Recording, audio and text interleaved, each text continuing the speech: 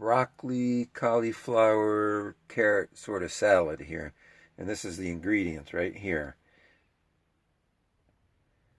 Okay, after going through the food processor, we have the broccoli, cauliflower, and carrots. Okay, and here we chopped up the apple, the onion, and the tomato. Very sweet cherry tomatoes and really sweet organic apple. And again, the onions are very, very sweet.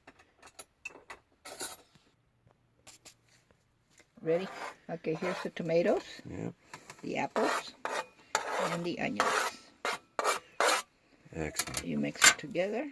And if you want to add some more tomatoes, it depends on how you like it. And just do a little bit at a time. Then after this, after the mixture's all done, then we put the vinegar.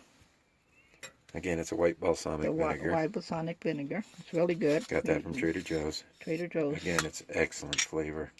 And then to your taste, Okay. So that's how we do. And a little bit of pepper. And when we put pepper, if you want to put salt, you're welcome to put salt, but we don't do that. We don't do that. So anyway.